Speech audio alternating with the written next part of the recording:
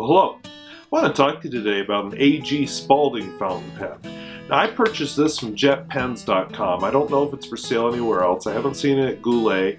I honestly haven't run into it anywhere except Jet Pens, but whatever. The AG Spalding is a wooden pen, which is kind of interesting. I own one other wooden pen, which I don't like at all. It's a Lamy ABC.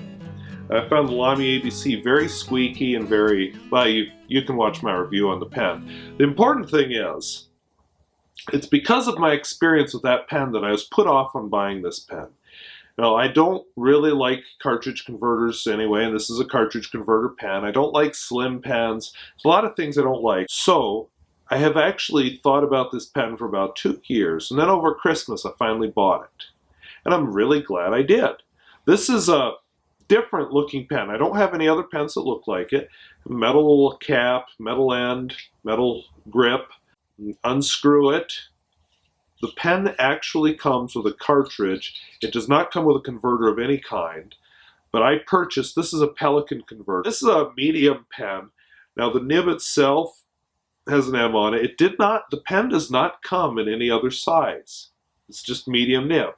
Now if you go to Jet Pens, you'll see that there are several other finishes. There's several plastic finishes. There used to be another wood-colored finish that was more reddish stain. And those do come with different nibs. And when I write, no squeaking, no wobbling, and just a nice solid pen. It feels like one of my expensive pens, even though this is far from one of my nice pens. I don't usually like snap caps, but this one, listen to this. Nice solid snap. No mushing on, no mushing off. Just solid. This is the kind of sound I wish my Lamy 2000 made when it clicked on. Kind of nifty. This is different. When I post it, it also snaps on. Just very solid. As far as writing, of course, that makes it very back heavy. If that's a problem for you, don't buy this pen. I actually don't mind it. You know, it rests right here in my hand, so the back heavy isn't an issue. I often write it with it unposted. So that's not a problem. The wood is very high quality feeling. It looks like maple to me. Papa Squirrel is a forester, so I have some notion of wood, but it could be birch. I know it's a pretty hard wood. The grip could be a little bit longer. I found when I write with it, if I hold it on the grip, that's really uncomfortable. So I hold it just a bit higher right on the barrel. Very good, reasonably wet flow. It doesn't splash. I haven't had leaking issues. I haven't had skipping issues. I'm just really happy with this pen. And like I said, I put it off for 2 years. One of the reasons was the wood. Thank you, Lamy ABC, for ruining wood for me.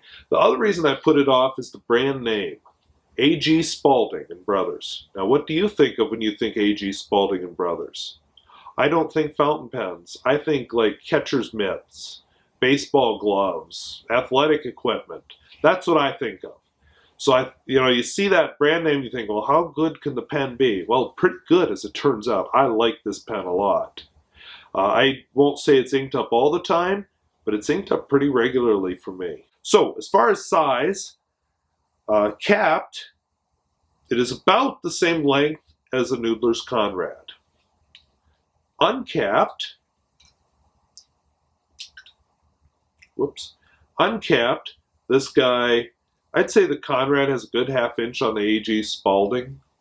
Posted, they're actually, and this surprised me, the Conrad is barely a ½ inch longer than the Spalding. But I thank you for watching, and we'll see you later. I'd like to do a quick writing sample with my A.G. Spalding Brothers pen. The ink I'm using is De Atramentis Pearl Violet. I am just frugal enough that instead of fixing or starting a new page, I decided just to leave the crossed out purple because I was starting to write the wrong name of the ink.